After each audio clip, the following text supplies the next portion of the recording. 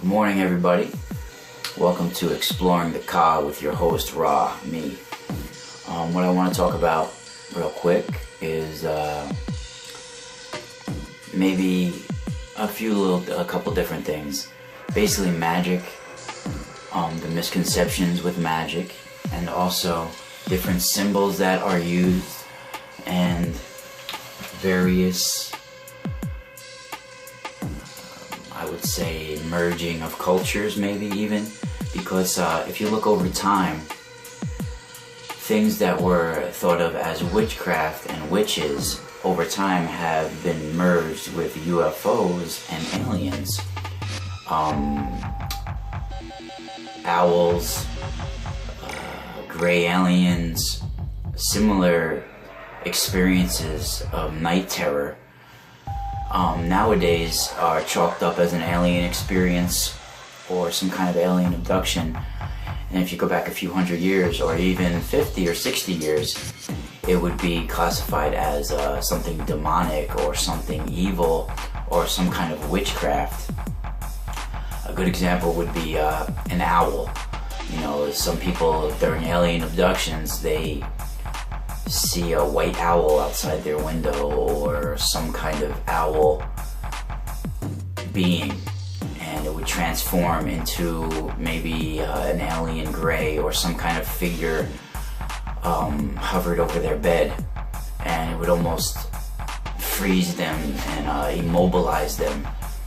And you know, this is the same lore with witches and owls. They were, even Ostrego was known to, rumored to be able to transform into an owl. And you know, people have misconceptions about these symbols, like a pentagram or an inverted pentagram, for instance. These symbols are very ancient and very powerful, and people, you need to understand what you're playing with if you're using these symbols or if you're using magic as a tool.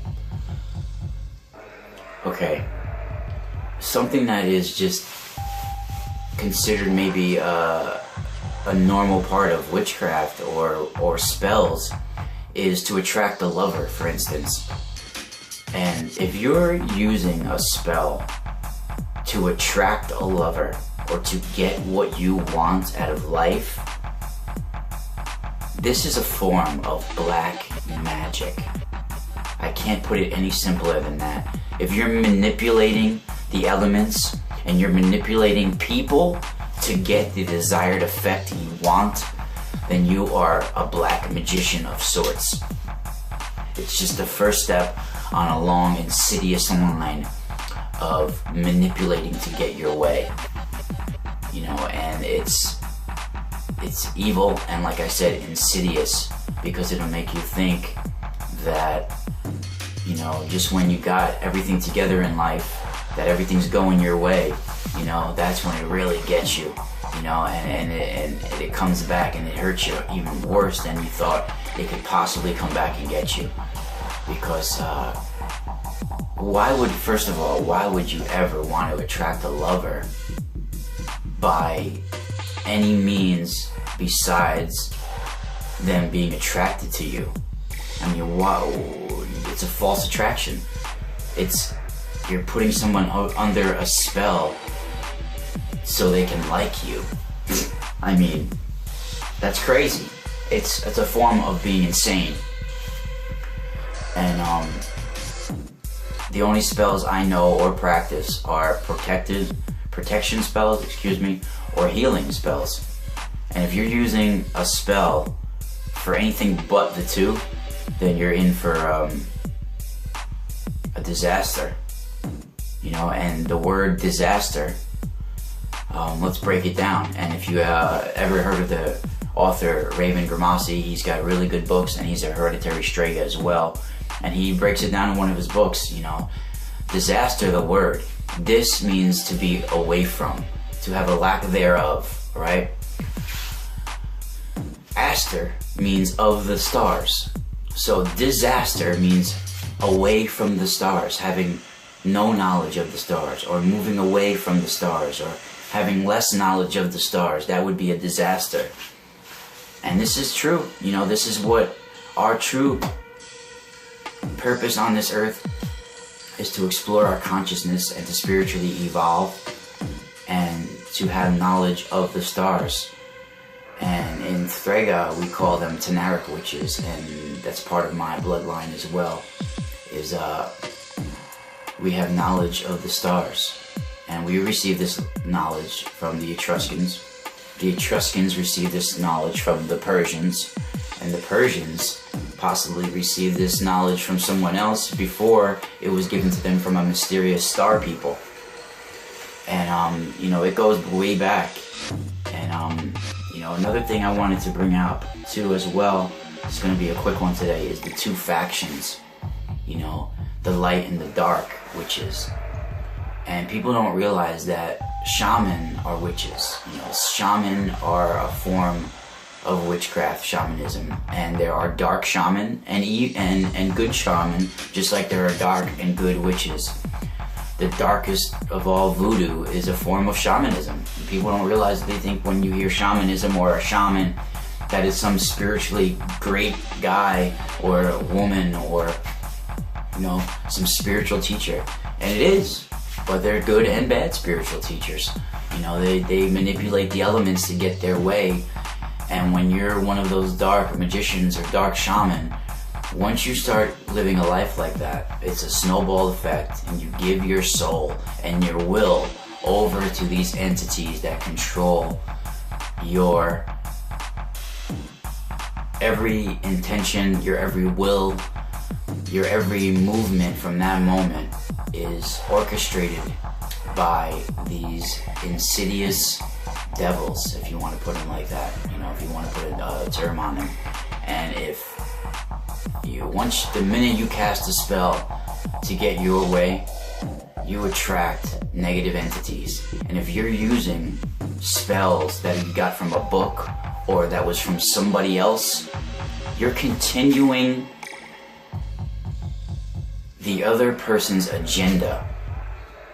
And if you're using drugs during this, similar to like someone like Aleister Crowley, where you're using spiritual and drugs as the same time as your spirituality, it's merging the good and the bad, and the eternal conflict will get imprinted on your DNA, and it will be very hard to switch you out of this snowball effect of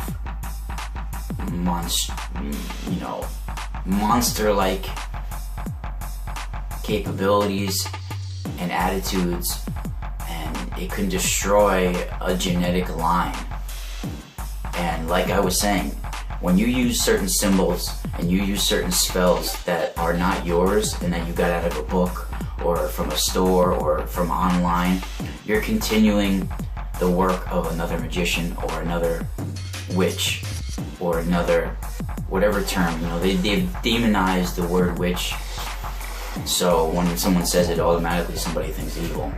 But when you are using a spell from someone else or a symbol that someone else used, you are adding to the power of that previous spellcaster's work, and you're continuing their work. So if you are to cast a spell, make the symbol your own, add something to it, take something from it, dress it up a little bit so it's your own unique symbol, and start a new spell. You know, write your own words, have your own intention wrapped in it. If you're using a spell from someone else, it's someone else's intentions that you're using. And say you use the inverted symbol that's been used by draconian magic evildoers for centuries, you're adding to the power of their symbol. You're continuing their craft, and they love it because all their work is still being continued by them in the astral. People think when you die, all of them automatically you become this great person and you receive all the answers you've ever wanted to know to any question, and all of a sudden you're this mended spirit. And that's so typical for people of today, because everyone today wants something without earning it. So when they die, of course, they want the answers to everything without having to earn it. And it's so ridiculous, because if you're a bad person in life, you'll become a bad person in death, What you didn't know in life, you won't know in death. And you'll have to do the work yourself, regardless if you're alive or dead. The difference is you can't experience the 5 senses anymore when you're dead. The silver cord is cut, and you're no longer in this realm. So, also, I wanted to bring up a familiar, and, how to choose a familiar astrally. And some people, this is a good or bad thing as well. You can use a familiar to do your bidding. And some metaphysical people out there right now, they're considering themselves new age and healers. They're using these old concepts and putting a new spin on it, like it's some new symbol or new way, but it's ancient magic they're using. And when you choose a symbol or you choose an astral familiar, most likely you are meditating and you envision the symbol as a winged sphere or a winged animal-like creature, and basically you send the creature out through the astral gateway or doorway to carry your intention to the desired person or place. And this could be evil or good. You can have your familiar, like I said, do your bidding, and you can carry it out through the astral, traveling through the realms, directed by your will and your intention. And it could be a scary thing.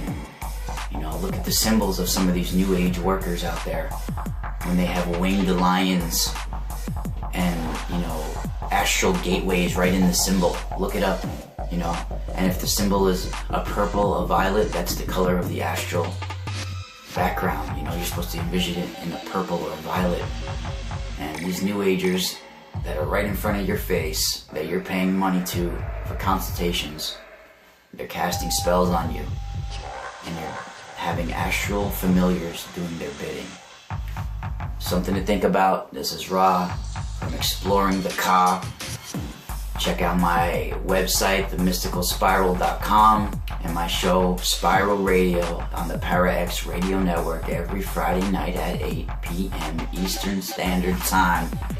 I'm off to work. Enjoy the vid. Spiral out.